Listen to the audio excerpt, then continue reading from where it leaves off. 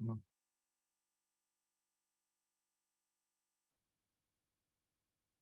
Ya está grabando.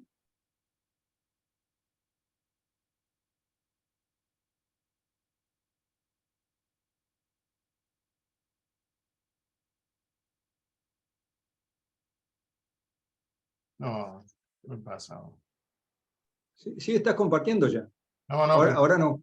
Claro, porque no me comparte la presentación. Pero recién estaba compartiendo. ¿Ahí la ven o no? No, ahora la sacaste. Ahora no.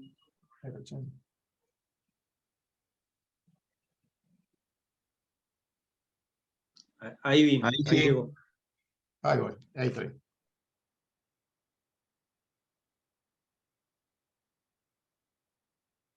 Decíamos, en esta cosa le dije valor esperado, que era muy sencillo, Monte Carlo, que es lo que tiene, y el producto cartesiano de probabilidades. Y el ejemplo pongo dos térmicas, una con disponibilidad 0,9 y otra con disponibilidad 0,7.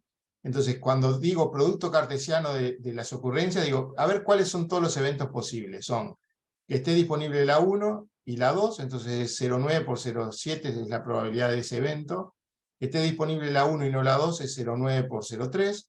Que esté disponible la 2 y no la 1 es 0,1 por 0,7. Y las dos indisponibles sería 0,1 por 0,3. Entonces, genero el producto cartesiano de todos los eventos posibles, les asigno las probabilidades, simulo aquellos que quiera simular, que de repente ni siquiera son todos, los puedo elegir, y después cuando calculo el valor esperado del costo futuro en esto de aquí, en vez de tomar el promedio simple de los costos, resolví muchos problemas correspondientes a los eventos que simulé, lo pondero por la probabilidad asignada. Eso tiene el atractivo aparente de que puedo simular eventos concretos muy catastróficos, pero es una ruina total, porque yo les dije 2 térmicas y generamos 4 eventos. Imagínense solo, no sé, 14 térmicas, son 2 a la 14 eventos, o sea, la cantidad de realizaciones que van a terminar generando para evaluar todos los eventos es enorme. Y la otra cuestión que tiene esto respecto al Monte Carlo es una cuestión del control de la varianza.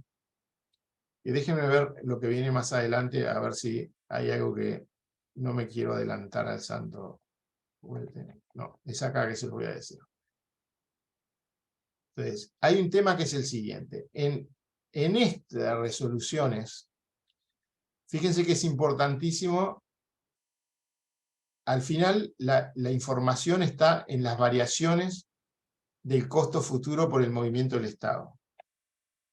Entonces, es importantísimo que si yo estoy en 2 estados determinados, estoy mirando cómo me va en un estado, que tengo que someter a la misma suerte de evaluación a cada uno de los estados cuando me muevo en el for que estaba acá,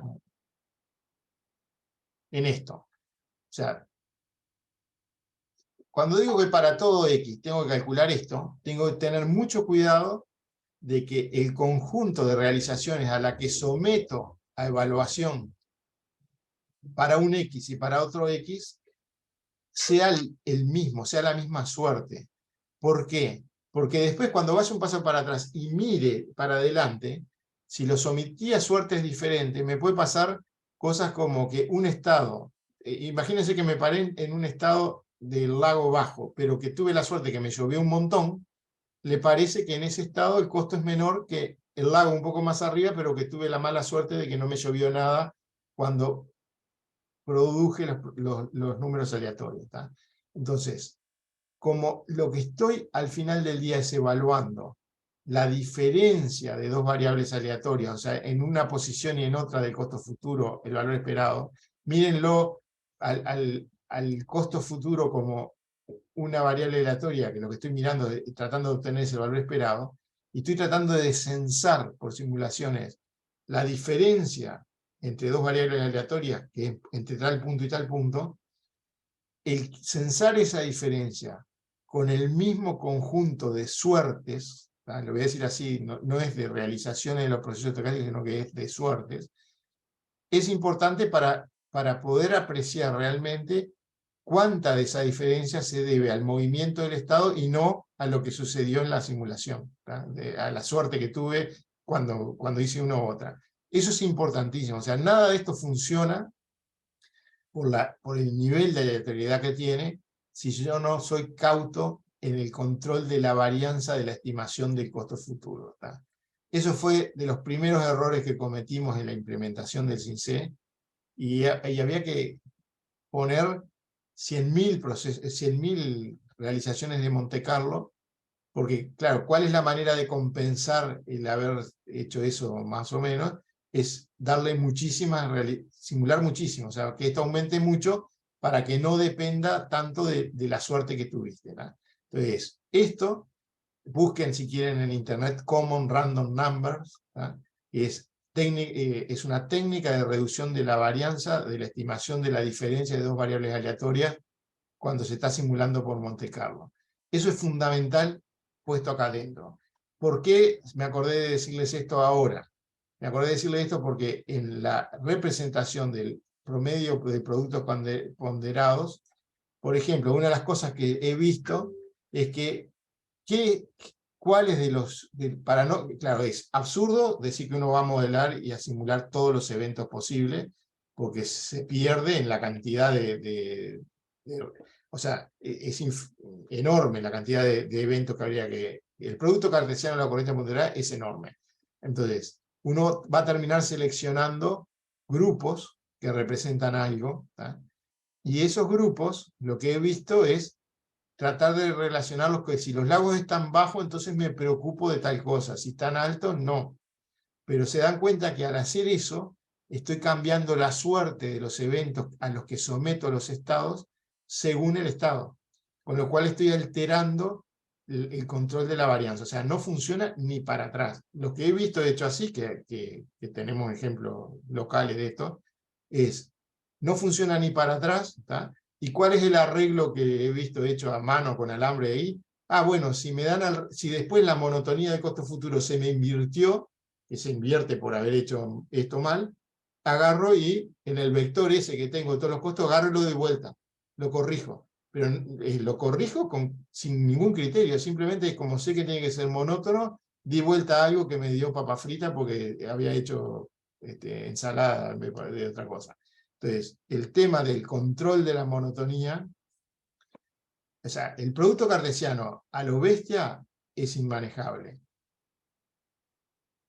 Seleccionando estados para tener en cuenta eventos particulares, les destroza la creación de una política de operación estable y coherente, o sea, porque rompe la monotonía de la función de costo futuro respecto a los estados. O sea, le mete ruido y las realizaciones de los procesos estocásticos se les meten dentro de que variar el estado me varía la suerte. No sé si en palabras logré más o menos transmitirle el tema. Bueno, en definitiva nosotros lo que tenemos implementado es esto. Hay una cuestión sobre qué queda bien representado y qué no, y cuántas suertes hay que simular, que es la siguiente. Supónganse, nosotros vamos a ir para atrás en el tiempo, diciendo, me paro en este punto, me paro en este punto y hago 3 sorteos, por ejemplo, y resuelvo 3 posibles soluciones. Y uno dice, bueno, pero 3 realizaciones no es nada, o sea, ¿qué va a estar censando? Ahí seguro que no se te cumplió, que se rompieron 2 máquinas juntas, o sea, es muy poco probable. Sí, pero más o menos, porque des en cuenta que ustedes, supónganse que en esta no se les rompe ninguna máquina, pero se pararon de vuelta para atrás, se pararon en los puntos en cada uno, y sortearon otras 3 realizaciones, que lo que les estoy diciendo es, esas 3 realizaciones llámenle suertes, y las 3 mismas suertes las aplican en todos los puntos. Fíjense que, mira, en esta se me rompió el ciclo combinado en una de las suertes. Cuando después empiezo a mirar, como después estoy acumulando los costos y empiezo a mirar desde un punto la acumulación de los costos futuros, las 3 suertes que tuve aquí, medio que se multiplican por las 3 suertes que tuve aquí, que se multiplican, o sea, si la rotura de lo que fuera es algo que tiene un impacto económico importante, en algún lugar de esos pasos de tiempo la voy a agarrar. ¿Tá? Entonces, lo que yo tengo que mirar más o menos es, y bueno, tengo paso de tiempo diario. Si hago 3 sorteos por paso de tiempo, en una semana voy a haber probado 7, o sea, 3 por 3 por 3, 3 a las 7 eventos posibles del sistema equiprobables. Entonces, en el tema este de Monte Carlo hay que darse cuenta que en la optimización se te están mezclando las realizaciones que haces en los pasos de tiempo. O sea, es claro, capaz que no medís que te pase el evento de la rotura de la máquina 1 y 2 el día sábado, te pasa de repente el miércoles, pero cuando entras a acumular los costos y ves el futuro, en realidad te están mezclando los eventos y de alguna manera los estás captando. Esto es otra de las cosas de que hablábamos de las simplificaciones. Una de las cosas que pueden tratar de medir es, bueno, ¿qué pasa si cambio los sorteos de optimización? En el CINCE, en un lugar ustedes tienen número de crónicas de optimización, que no es otra cosa que esto, que es cuántas suertes va a generar para barrer en cada paso de tiempo con esas mismas suertes todos los estados. O sea, es con el mismo conjunto de suertes barre todos los estados. Este for que estaba hecho acá, que tiene metido adentro el valor esperado en el ensemble de las R, en realidad no está implementado así, sino que el ensemble de las R es otro for que acá tiene para la suerte 1, para la suerte 2, barre todo, o sea, barre todos los estados, perdón, ahí no, acá, lo de la suerte está acá, ¿no? Es para cada paso de tiempo, para cada suerte, para cada estado, calcula y después que termina de hacer el barrido, hace los promedios. ¿No? O sea, esto no está implementado directamente así, sino que el hacer el promedio y el barrer las suertes es un for que está antes de los estados. Porque para todos los estados, con una suerte dada, calculame el costo futuro de la operación. Con otra suerte dada para todos los estados y al final después hacer los promedios. Es ahí donde está el control de la varianza que les decía de cómo está hecho esto.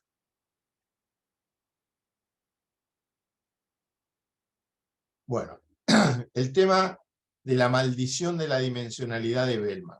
O sea, Bellman cuando sacó su método de la recursión de Bellman clásica, ya ahí mismo dijo que esto sufría de la maldición de la dimensionalidad, que nosotros ahora le decimos la de Bellman, pero es la de dimensionalidad, que no es otra cosa que esto, que es, si tengo 2 variables de estado y discretizo N1 y N2, voy a tener puntitos N1 por N2. Si aparecen más variables de estado, la discretización es por N3, por N4, así, esto me explota, ¿no? O sea, la combinatoria esta de los productos cartesianos me explota, y después, por cada una que agrego, supónganse que todas estuvieran discretizadas en 10 cosas, me queda 10 por 10 por 10, entonces tengo 5 variables de estado, tengo 10 a las 5 puntitos donde pararme.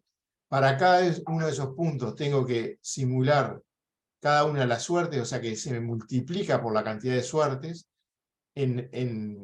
Si tengo productos, o sea, se me multiplica por la discretización que haga de las suertes también, o sea, se me multiplica ahí. Y también se me podría multiplicar por el vector de control si no fuera como lo resolvimos nosotros, que es en cada paso resuelve el problema de optimización. Entonces, no tengo por qué mapear la política de operación porque lo resuelve. Pero ya esto, o sea, ya la maldición de Bellman sobre las dimensiones de los estados, ya es algo que inhabilita el usar cosas muy grandes. O sea, nosotros hemos corrido el CINCE con el modelo, por ejemplo, de Chile con 11 embalses, y demora, pero termina logrando resolver. Pues al final del día es la optimización, cuanto más dimensiones de estado ponga, cuanto más variables de estado ponga, dependiendo de cuánto las discretice, me va a hacer posible o no resolver el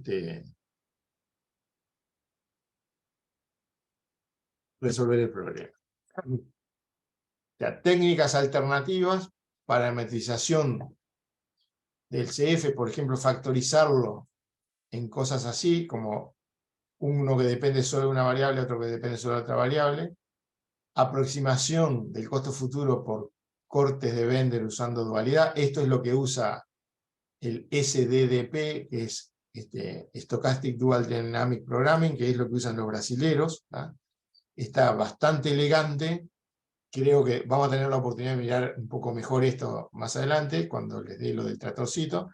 Y otra forma, otra técnica alternativa para tratar de zafar de la dimensionalidad de la maldición, es lo que les voy a dar, que es el tratorcito. Bueno, renuncio a tratar de hacer la reclusión de Bellman y encaramos por otro lado tener una política de operación. Bueno, la central con embalse, acá no les estoy diciendo nada nuevo porque ya vieron el modelo. O sea que las variables de control serían cuánto vierto y la potencia, o el caudal turbinado, podrían ser cualquiera de las dos. Las restricciones, básicamente no puedo pasar del fondo. Se me evapora algo, esto es exógeno, yo no lo controlo, tengo filtración, se me pierde. El estado es el volumen. Las ecuaciones serían la dinámica, ya está linealizada ahí, que es el volumen en K más 1, es el volumen en K, más el caudal de aporte, menos el turbinado, menos el vertido, menos el evaporado, menos el filtrado, por el paso de tiempo. O sea, como restricción, el volumen en K más 1 tiene que ser mayor o igual que 0, y mayor que un máximo, dice acá. En realidad nosotros esto no lo estamos usando, lo del máximo, porque cuando llega a cierto nivel empieza a abrir el vertedero y todo, no hay un máximo, o sea, es abrir el vertedero y no supere determinada cuota. El caudal turbinado se puede calcular a partir de la potencia, como dividido el coeficiente energético, y el costo, si nosotros vamos ahora a decir, bueno, a partir del costo de menos Q por la derivada del costo futuro respecto al volumen, ese es el valor del agua. Entonces, en la función de costo, o sea, esto que le estoy poniendo aquí es, miren, el actor puede tener sus ecuaciones lineales para cargar en el simple, y en la función de costo le correspondería cargar el uso que haga del agua embalsada. O sea, es al costo, la función de costo, que es costo de etapa más costo futuro, en la parte que dice más costo futuro, es mi afectación del futuro por mis variables de control y por lo que me pasa en el paso de tiempo, no es otra cosa que esto, que es el valor del agua calculado como menos el factor de actualización por la derivada del costo respecto al volumen, por el uso, el delta volumen, que no es otra cosa que esto, que es la variación, es lo mismo que está acá arriba, ¿no? Es la variación que tenga del volumen. Entonces, o sea, lo que habíamos visto hasta ahora es, bueno, cómo cargaban los térmicos, cómo cargaba la demanda con el nodo, el simplex. Aquí lo que les estoy mostrando es, ahora que ya sabemos que existe por ahí la función de costo futuro y que es derivable y que tiene una representación de alguna manera, el actor le puede preguntar al administrador, o sea, hay un señor que es el administrador del costo futuro, en el que el actor registra las variables de estado y le dice, yo voy de tanto a tanto y tengo tal discretización. En tiempo de ejecución, cuando se crea el problema del simple del despacho, el actor lo que hace es le pregunta al costo futuro, decime tu derivada direccional en la dirección tal, que es la que me dijiste cuando registré la variable de estado, me dijiste que era la dimensión número 80 del espacio de estado, parado en el estado tanto, en el paso K más 1, o sea, es en tal paso de tiempo, respecto al volumen. El administrador le da la derivada y el actor entonces puede calcular cuál sería el valor del agua en el caso de la hidráulica, o sea, pero hay otros actores que tienen variables de estado y hacen cosas similares, y en la función de costo futuro de resolución en el paso, en la función de costo a resolver en el paso, en la que la última fila del simple, que sea menos costos, va a terminar cargando menos el costo, o sea, menos esto que está acá. Costo de etapa más costo de afectación del futuro linealizado, en este caso, y la linealización pasa por tener la derivada y multiplicarlo por el movimiento del estado que surja de la resolución del paso de tiempo. Fíjense que esta es variable de entrada, aportes, no es variable de control, El turbinado es directamente P sobre C sub E, o sea que es una variable de control. El vertido es una variable de control. El evaporado y el filtrado no son variables de control, son cosas que le suceden porque modelamos que se evapora agua y que se filtra agua. ¿Qué precisamos para modelar una central con embalse? La curva cota-volumen, para poder calcular en función del volumen la caída, la curva del vertimiento admisible, y si hay restricciones de erogado mínimo y erogado máximo, podría haber también, y restricciones de control de cota, o sea, no quiero bajar de determinada cota, todas esas cosas están dentro de lo que es la central con embalse. Un ejemplo, esto es para que tengan una idea de un frame de la función de costo futuro, de una optimización semanal, donde se discretizó la cota de bonete en 10 posiciones del embalse por volumen, entre 70 y 81 metros. Aquí tienen las cotas a las que corresponde eso, o sea, las cotas no son uniformes porque el lago es como un cono, entonces igual franjitas de volumen cada vez dan cotas más chicas, más arriba.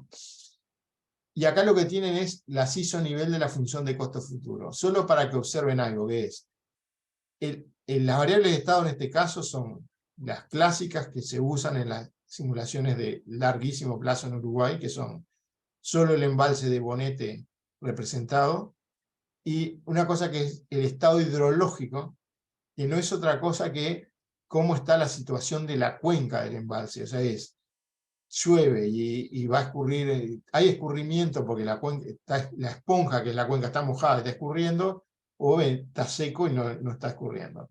Entonces, eso es 1, 2, 3, 4, 5, hay 5 posiciones del estado hidrológico y 10 posiciones del embalse. Fíjense que resolver un frame de la política de operación aquí significa resolver 50 estrellitas del estado, como decimos nosotros, estrellitas los puntos de criticación. Entonces tenemos los 50, los 10 por 5, se resolvió, optimizó, y les estoy mostrando aquí es una tapita de esas vistas o sea, ahí es una variable de estado, en este sentido está la otra variable de estado, y el costo está en 3D, y son curvas isonivel los que están viendo ahí con colorcito. O sea, acá es el menor costo, está de este lado, que es máxima cota y estado hidrológico 5, o sea, súper lluvioso, digamos, súper caudaloso, cuenca húmeda, y la sequía y vacío está acá, es la mayor altura.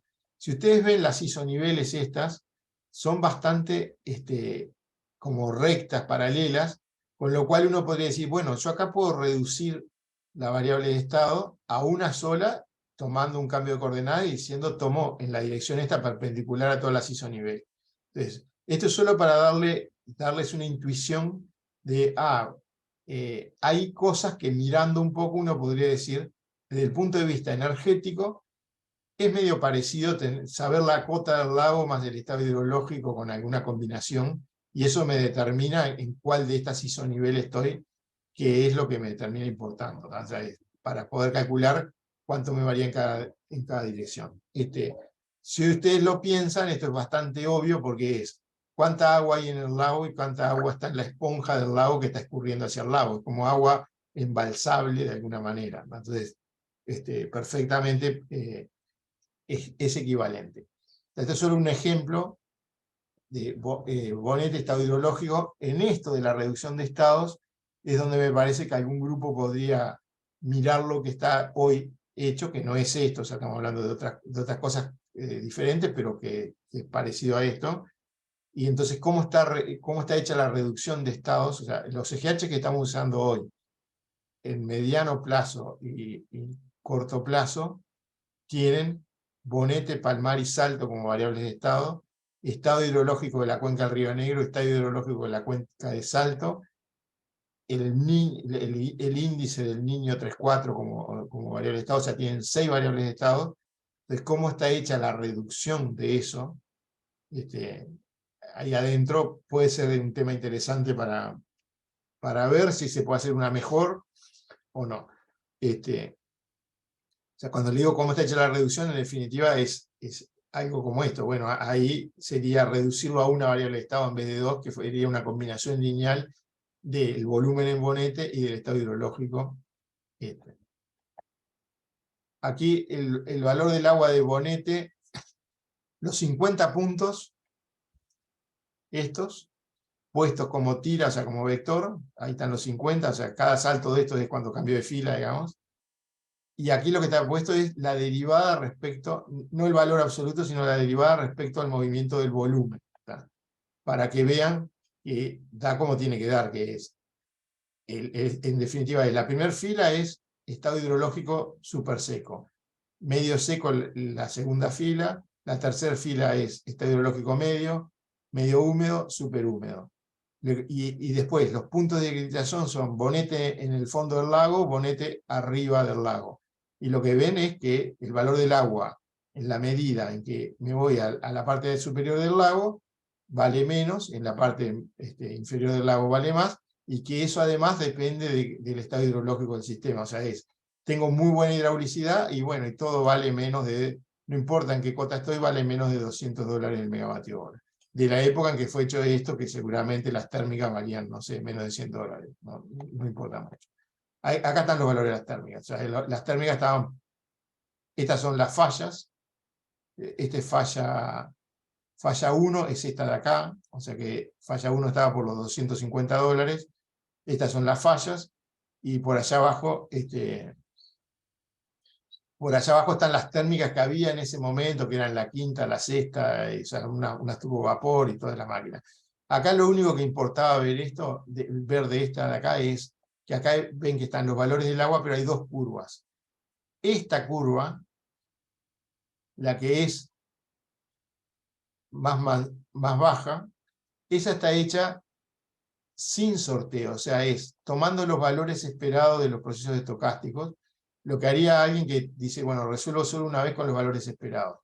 Y la otra es con los sorteos, o sea, esta es con los sorteos. Lo que se darán cuenta es que hay una gran diferencia cuando me vengo a los fondos de los lagos. ¿Por qué? Porque en las sin sorteos, él dice, me va a llover en valor esperado, entonces no me pasa y las máquinas se me rompen en valor esperado, con lo cual siempre tengo la potencia correspondiente a la potencia multiplicada por el factor de disponibilidad. Entonces me animo a ir al fondo del lago, porque seguro que me va a llover el valor esperado y seguro que no se me rompen las máquinas todas, tengo la potencia por valor esperado. Entonces se anima a ir al fondo del lago y no ve que en realidad el sistema es altamente no lineal y que mejor no te arrimes al fondo del lago. Entonces, hay una gran diferencia entre optimizar con valor esperado y no con valor esperado en respecto al uso de los lagos. Esta gran diferencia es lo que se traduce después, por ejemplo, en el SDDP, o sea, la tecnología que usan los brasileros, que al final no logran manejar bien el tema estocástico en la SDDP, a que les vacía los lagos. O sea, terminaron inventando otros métodos de controlar los fondos de los lagos porque en la optimización pura le termina vaciando los lagos. Bueno, esta es otra forma de ver la política de operación. O sea, el valor del agua es la política de operación, son las derivadas del costo futuro. Acá hay otra forma de ver, que es si miro en el tiempo, o sea, esto es un año, y es el valor del agua de bonete según la cota de bonete con el estado hidrológico 1. ¿tá? O sea, esto se puede representar así porque elegimos solo dos variables de estado. Entonces, es una foto de durante el año, o sea, acá están los 365 días del año, según la cota del lago, representado contra qué recurso está peleando.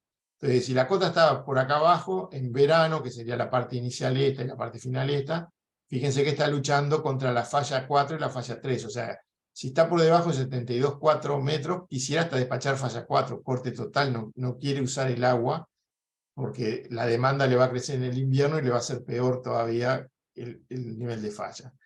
La falla 2, acá ven que según la cota, cómo pelearía contra la falla 2. O sea, esto es solo para mostrarles una representación de lo que podría ser la política de operación.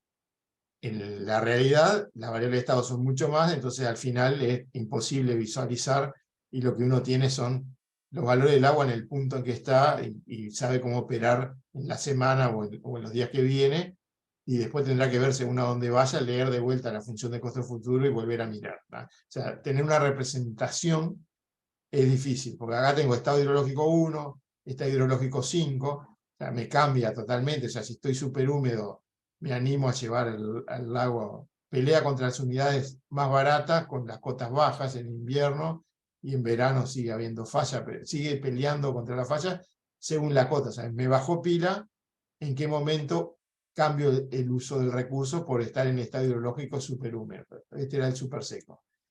Esto de tomo una foto según los estados y voy dibujando, si son 3 variables de estado nomás, ya es imposible. Tengo que tener una colección de fotos. Bueno, la pérdida de salto por caudal efectivo, lo que le decía es que el coeficiente, el delta H, o sea, el salto, está representado en las hidráulicas como un coeficiente por el caudal erogado al cuadrado, un coeficiente de caudal erogado por el caudal erogado, más otro coeficiente por el caudal erogado al cuadrado. O sea, es un polinomio de segundo grado que les deja representar cómo es la afectación del salto por caudal erogado. El encadenamiento de las centrales, ustedes pueden decir cada central, en qué central desemboca. Si es una central con embalse, va a mirar la cota del embalse para calcular el salto. Si es una central de pasada, no. O sea, en la misma central ustedes le dicen cuál es la cota de descarga de la central, pero si es una central con embalse, como la altura puede cambiar, va a mirar la central de aguas abajo. Y también lo que es importante es cuando le dicen que esta central recibe tal coeficiente de lo que erogue esta y tal coeficiente de lo que erogue esta, porque o sea, aparte de los aportes propios que tenga la central, de lo que le pueda ayudar en su propia cuenca y le venga, tiene lo que las demás eroguen. Ese tema de encadenamiento de las centrales cambia bastante, cambia sustancialmente, le diría, la interpretación de lo que son los valores del agua. Y hay que tener mucho cuidado cuando veamos la operación, el uso de la operación de corto plazo, nos vamos a dar cuenta que, pará, porque el valor del agua de Bonete es cuánto le saco al futuro por sacarle agua a Bonete. Pero como yo esa agua la voy a turbinar y la voy a tirar en Baigorria, que la tira en Palmar, en realidad es como que se la comprara a Bonete y se la vendo a Palmar. Entonces, a los efectos de la comparación en el presente con los recursos del presente, tengo que tener en cuenta eso, que si la saco a uno, se la doy al otro, y entonces no tengo que pagar el valor del agua de Bonete, tengo que pagar la diferencia y compararla esa con el presente. Eso crea problemas de interpretación que son simplemente lo que le estoy diciendo, ¿no? Es lo que le saco a uno, se lo doy al otro, y tengo que mirar las diferencias. Bueno, el control del vertimiento, el erogado mínimo, las restricciones, eso las van a ver. Otro lugar donde hay un estado de si usáramos para algo, pues esto hace mucho que no lo usamos, que es las térmicas con costo de arranque y parada y representando el estado de prendido o apagado. O sea, ahí habría una variable de estado. Ni me voy a molestar en tratar de mostrarles cómo cargaría la restricción, pero es similar a la de... O sea, es similar a la del embalse en cuanto a representar en el costo la afectación del futuro por decidir acoplar o no. O sea, acá ven que es, si decido acoplar, la variable A booleana es acoplo o no acoplo la central.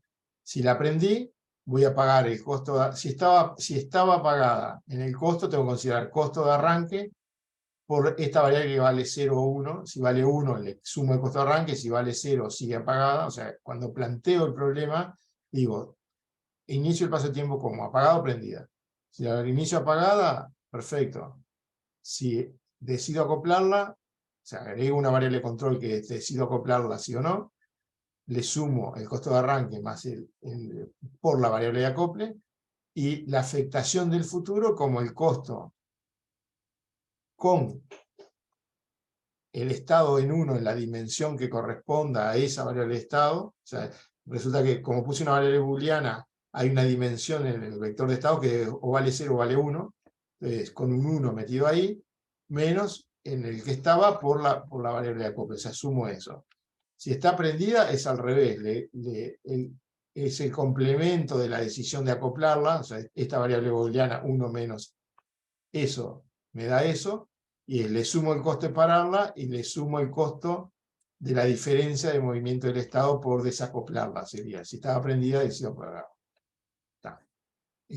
Con eso terminé lo de la operación óptima y voy a intentar darles lo mínimo posible en los 20 minutos que quedan de los EGH. Todo esto que vimos, no importa si todas las preguntas que quieran me las hacen el jueves, hoy es martes, jueves, después de lo de Rafael, si quieren, repasamos algo que les haya quedado medio rápido acá. Esperen que vamos a lo del CGH.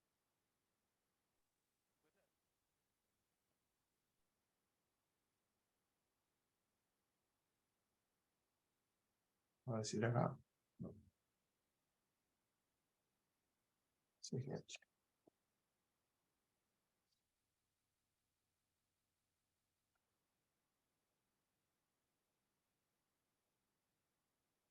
Bueno.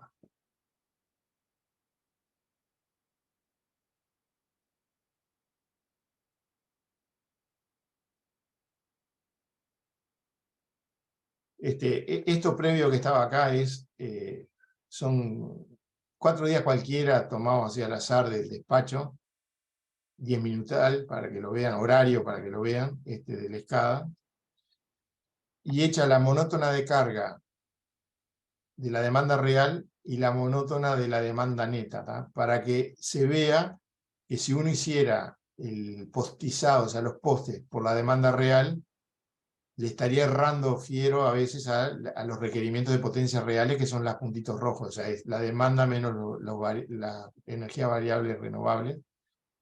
Entonces, el postizado necesariamente tiene que ser hecho con la demanda neta. O sea, esta es una de las características, yo creo que se volvió importante a partir de la incorporación masiva de renovables variables. Y cuando digo variables me refiero a variabilidades de corto plazo, o sea, la eólica y la solar. ¿Esto por qué lo saco acá con el tema de lo estocástico? Porque obviamente esto depende de la representación de lo estocástico. O sea, si yo tengo una mala representación de lo estocástico, y es un bolazo calcular la demanda neta en cada paso de tiempo en forma dinámica y hacer el postizado en forma dinámica. Entonces, es fundamental saber que esto que está acá, que no es casual, que la eólica se me va al piso en muchos de los mediodías. Si ustedes miran los últimos días, lo van a ver, o sea, salen los días claritos y se mezclan las capas de aires, hay mucha radiación solar, o sea, es buena la solar, pero mala la eólica, al mediodía, y en la tardecita empieza de vuelta la eólica. La representación de lo estocástico es importantísima. El hecho de lo de la política de operación ya lo vimos, la recursión de Bellman. Entonces, ¿qué es lo que importa en cada paso de tiempo? Y bueno, las realizaciones que yo hago aquí no pueden ser cualquier bolazo, o sea, tienen que ser cosas que mantengan las correlaciones correctas entre sí. O sea, la aleatoriedad y variabilidad de la demanda, la hora del día, si hay radiación o no hay radiación, o sea, todo ese tipo de cosas. Es importante que estén bien correlacionadas para que el valor esperado del costo futuro que estoy obteniendo tenga sentido, y para que el postizado que hice del paso de tiempo para resolver en un poste y ver los requerimientos de potencia sea el correcto y esté viendo los requerimientos reales. Bueno, el tema de la casualidad no nos importa, esto ya lo vimos en la recursión de Bellman. El tema de la dimensionalidad que está puesto de vuelta, que me explotan las dimensiones. Y lo de la control de la varianza no lo quiero ver ahora.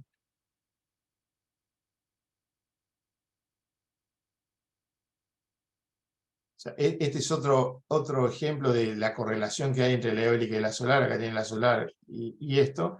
Y en el año, ¿tá? Cómo es el viento y cómo es el sol, que en invierno hay menos. Y esto que está acá abajo es la demanda. O sea, la demanda en invierno es mayor en este horario, y en este horario no hay sol, y hay un poco más de viento por suerte, ¿tá? Y la eólica está un poco mejor correlacionada con la demás. O sea, el tema de esto de vuelta es solo mostrarles, qué importante que es tener en cuenta todas las correlaciones para que tenga sentido lo que estamos haciendo. Pero los modelos CGH, que es lo que me interesa mostrarles hoy, ¿qué son?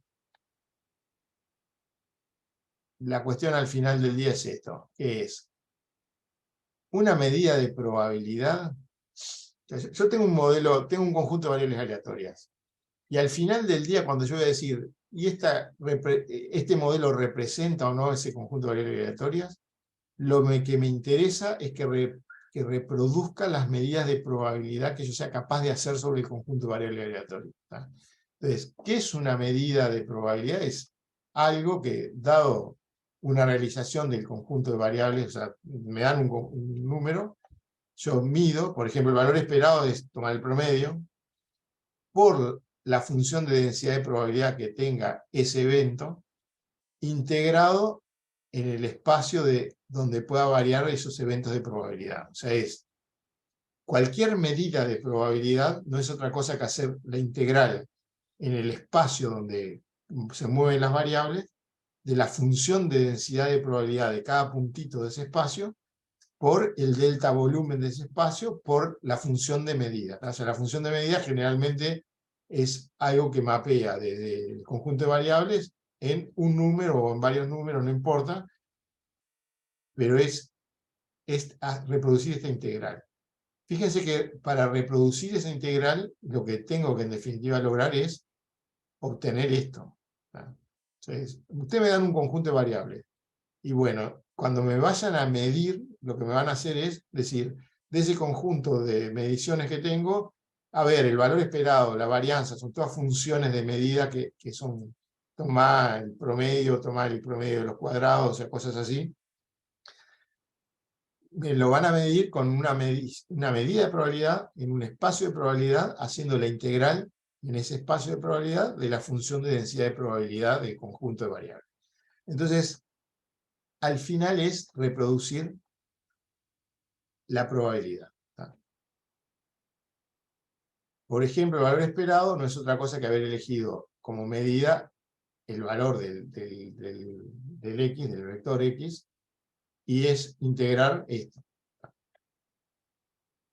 La matriz de covarianzas es tomar X menos su valor esperado por X menos su valor esperado traspuesto y el valor esperado de eso. ¿Va? O sea, esto es la matriz de covarianza. ¿Cuál es la gracia de una función gaussiana multivariada, que es, pues la función de densidad de probabilidad es esto que está acá? Eso. Acá es lo único que nos importa de esto, no nos importa analizar qué es lo que está escrito ahí, sino que lo único que nos importa es que, miren, esta función solo depende del sigma. O sea, si yo conozco el sigma, el n es la cantidad de variables aleatorias del vector x. Pero si conozco el sigma, puedo conocer su determinante, que es lo que está escrito aquí, o sea, el determinante de la matriz sigma, y la inversa de la matriz de covarianzas, siendo que la matriz de covarianzas es esto, el valor esperado de x por x traspuesta. Entonces, ¿cuál es la gracia de la distribución gaussiana? Una de las gracias es que conociendo la matriz de covarianza tengo la función de densidad de probabilidad. ¿Tá? Llevado a una variable sola. En vez de ser n variables, son una sola, conociendo el valor esperado, o sea, en realidad es conociendo el valor esperado, porque ya el x le resté todos los valores esperados, es conociendo el valor esperado de la variable y la varianza, o sea, el valor esperado de la variable menos el valor esperado al cuadrado, o sea, el valor esperado de eso sería la varianza. Conociendo esos dos numeritos, conozco toda la función de densidad de probabilidad si es una variable sola. Si son n variables, conociendo los valores esperados de cada una de las componentes de las variables y su matriz de covarianza, que no es otra cosa que esto, puedo conocer la función de densidad de probabilidad de la x grande esta, que es la x menos su valor esperado. Entonces, vuelvo a decir, la gracia una de las gracias de las distribuciones gaussianas multivariadas como es esta, es, mirá, conociendo el valor esperado de las variables y conociendo la matriz de covarianza, tenés la función de densidad de probabilidad. Qué bueno, está. Pero, ¿qué es lo que pasa? Que esto está muy bueno, pero las variables aleatorias que manejamos normalmente no son gaussianas. Entonces, está muy lindo, pero no me sirve de mucho. ¿Cuál es la idea de los modelos? ¿Cuál es la idea atrás del CGH? La idea atrás del CGH es decir, bueno, las variables no son gaussianas, pero vamos a buscar un conjunto de transformaciones no lineales que me transformen volúmenes del espacio real a volúmenes de un espacio transformado, y yo puedo identificar los volúmenes, pero que en ese espacio transformado los mi vectorcito de variables aleatorias sean gaussianos, o por lo menos me dé la ilusión a mí de que son variables gaussianas. ¿Por qué?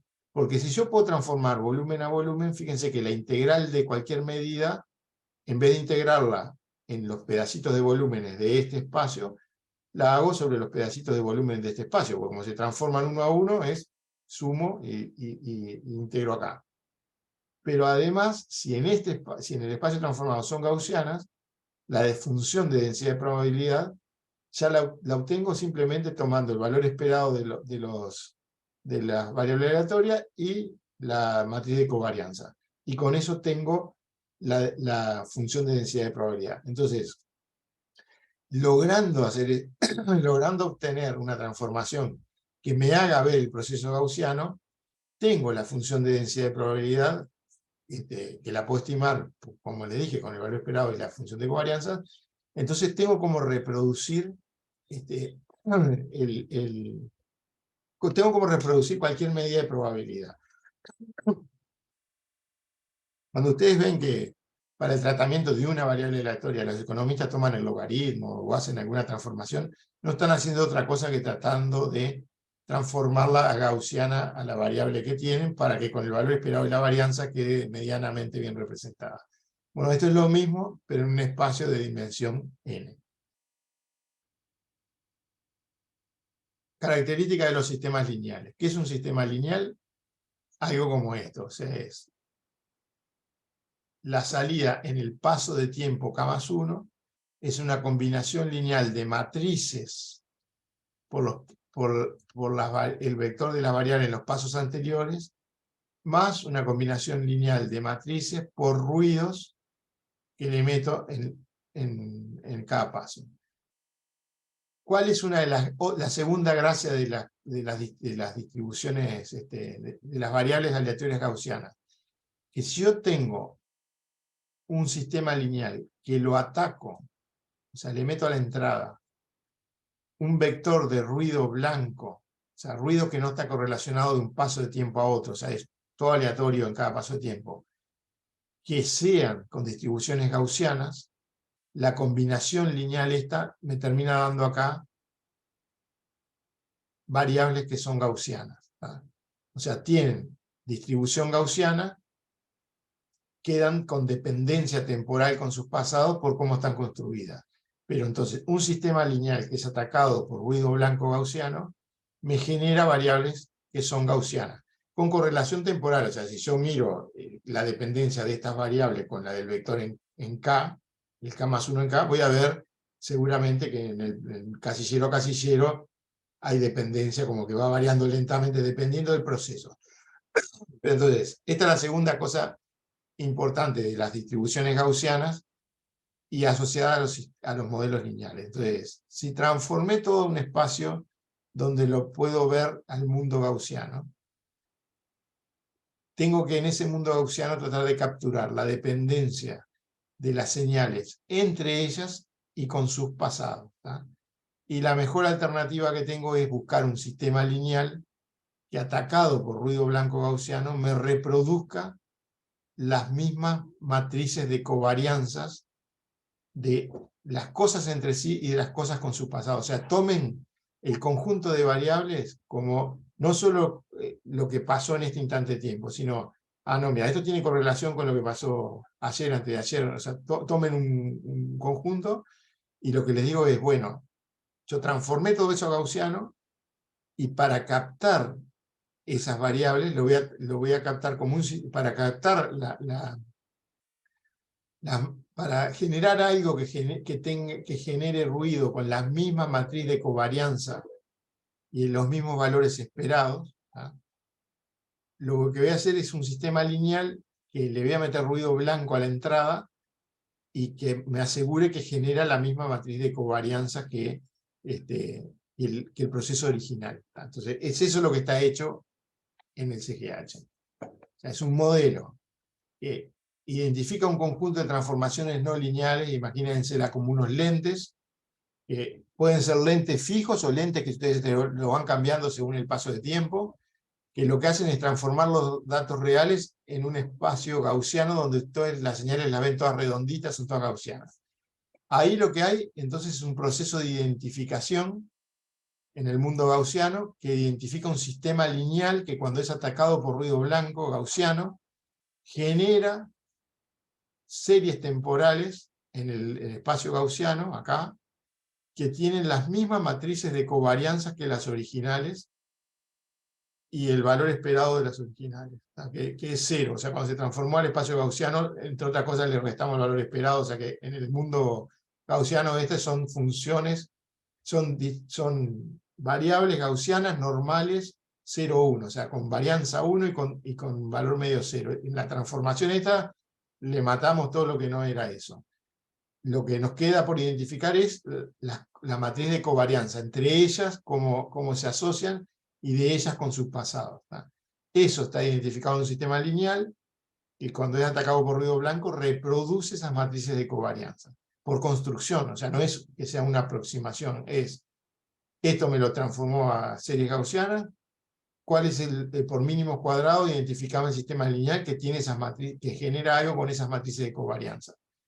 Eso se identifica, entonces fíjense que ahí tienen un motor, acá dentro de esto, una vez identificado ese sistema lineal, tienen un motor que les permite generar series sintéticas de cosas que en este espacio transformado tienen la misma matriz de covarianza que las series originales, con lo cual cualquier medida de probabilidad que ustedes pudieran querer hacer en el espacio real, y en realidad la pueden terminar haciendo, como las transformaciones estas van volúmenes a volumen, la pueden hacer al integral en el espacio gaussiano.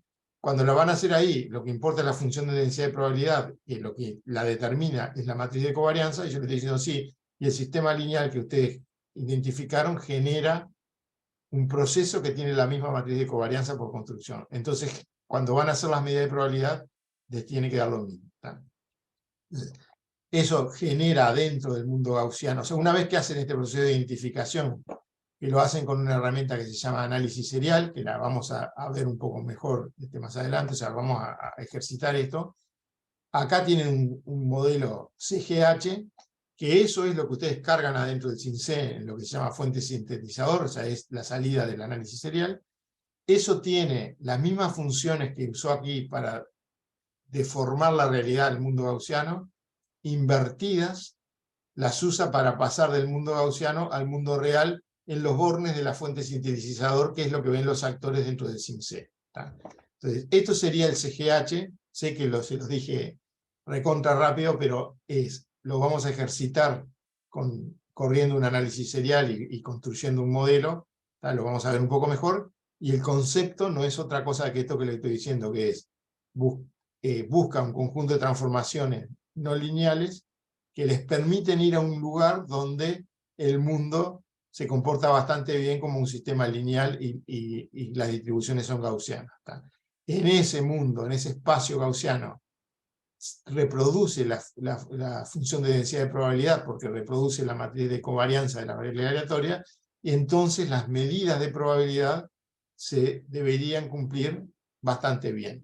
¿Dónde es que está la mentira de todo esto? O sea, la aproximación gruesa es en que las transformaciones estas, de acá para acá, son muy difíciles de hacer de verdad, porque ustedes de los datos con que están haciendo, por ejemplo, los caudales, la velocidad de viento, todo eso, no tienen 800.000 realizaciones posibles. Tienen la única historia que tiene la realidad, es una crónica.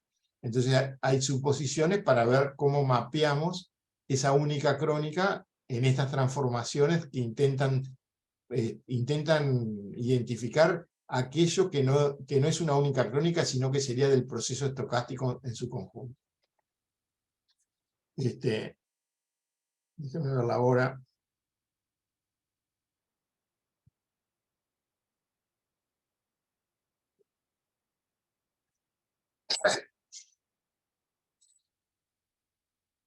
El sintetizador al final es, adentro del CGH en el modelo, lo que tienen es ruido blanco, el filtro lineal, las funciones no lineales que lo sacan para afuera, y esto otro de cómo hacer una... O sea, esto otro, vamos a terminar aquí, lo otro que queda ahí, no es importante para la clase que viene y lo vemos mejor después. Bueno, terminamos por acá.